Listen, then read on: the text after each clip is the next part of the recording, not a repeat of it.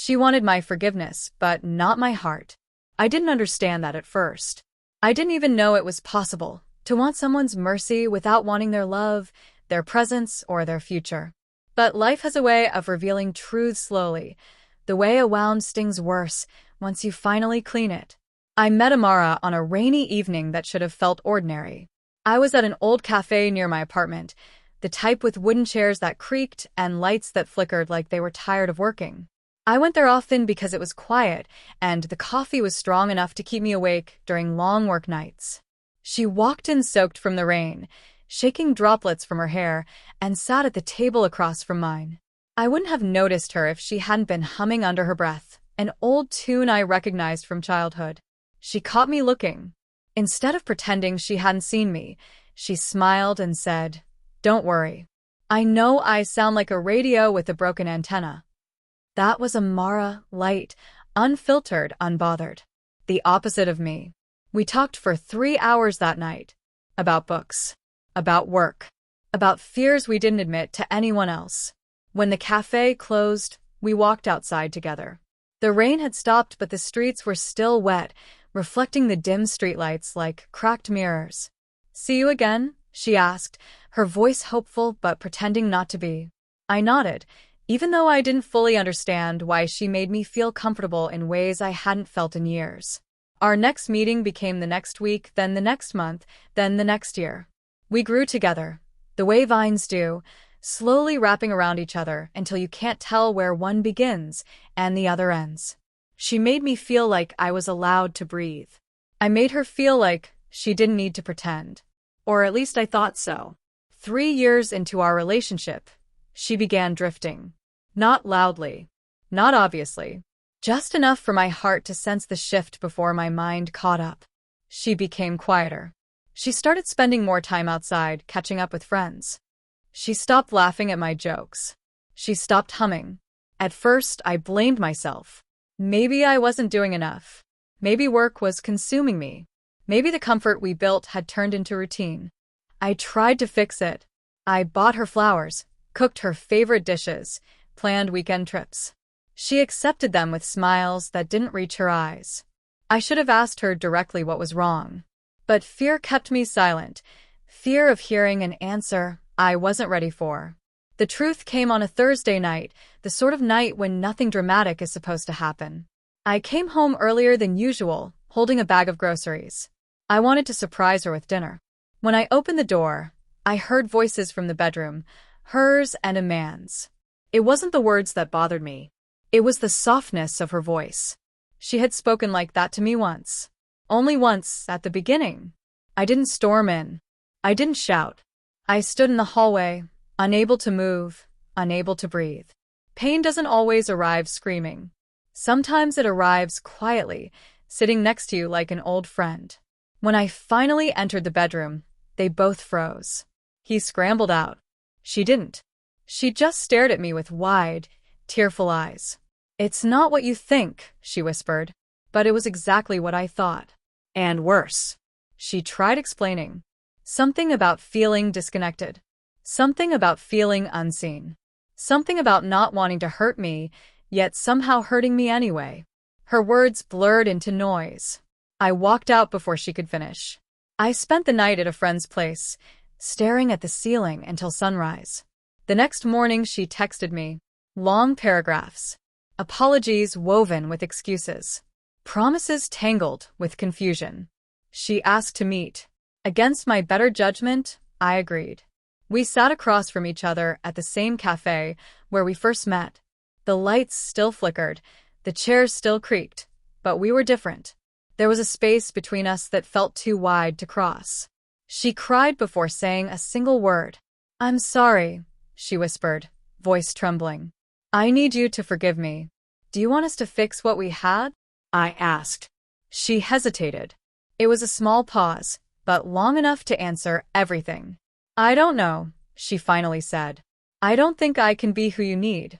I don't think I should stay in your life like that. I can't carry the guilt. I need you to forgive me so I can move on." Move on. Not with me. Away from me. That was the moment I realized she didn't want my heart back.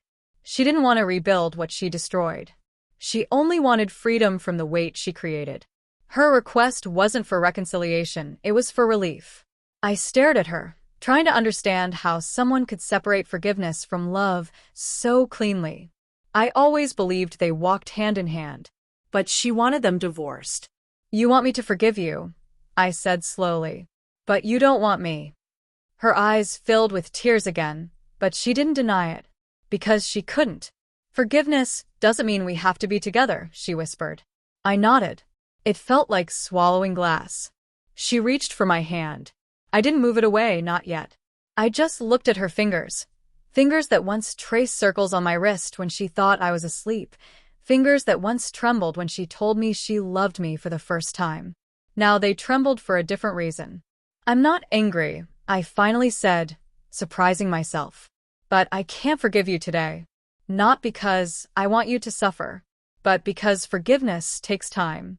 And right now, I need to understand my pain before I let it go. She nodded, as if she expected that. Maybe she had already rehearsed the scene in her head. Maybe she had prepared herself for my refusal, the same way she once prepared for our anniversaries. We parted with a quiet goodbye. No fight, no drama, just silence. A silence that felt like an ending disguised as politeness. The weeks that followed were blurry. Friends checked on me. My mother visited more often. I drowned myself in work, hoping productivity would heal what love had broken. But some nights, when the apartment was too quiet, I replayed everything in my mind. The cafe, the humming, the drifting, the betrayal, the cafe again. I understood something during those nights. She had stopped loving me long before she crossed the line with someone else. The affair wasn't the beginning of the end. It was the confirmation. Months passed. I started rebuilding pieces of myself, not because I wanted to forget her, but because I needed to understand who I was without her. A person doesn't disappear when a relationship ends, but they do need time to remember who they were before it began. One evening, out of nowhere, she texted again. Just one message. I hope you're doing okay.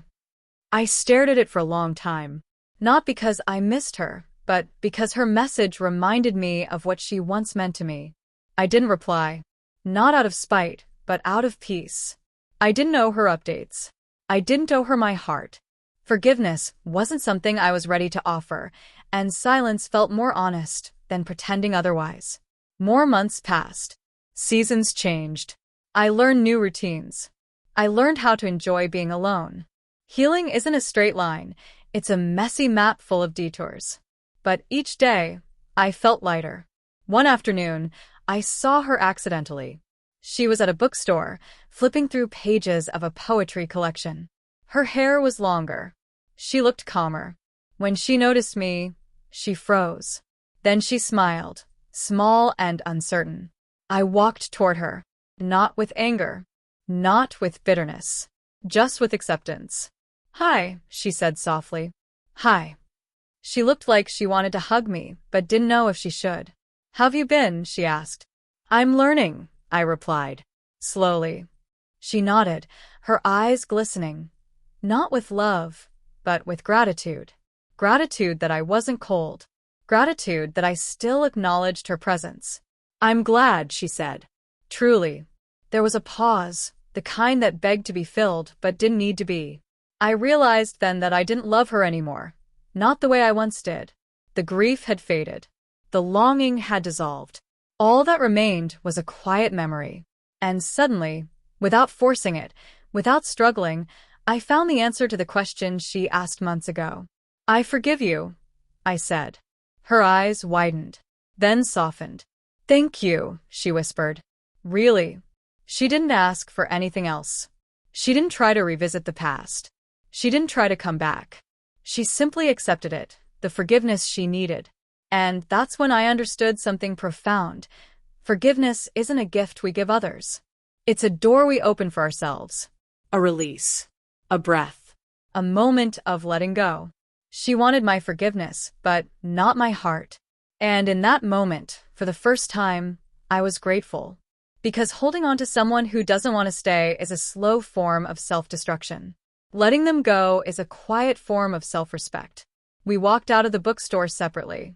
Two people who once dreamed about a future together, now walking into different lives with lighter hearts. As I stepped outside, the sun was setting, painting the sky with soft shades of orange and gold. For the first time in a long while, the world felt gentle again. And I realized that sometimes the most painful endings create space for the most peaceful beginnings.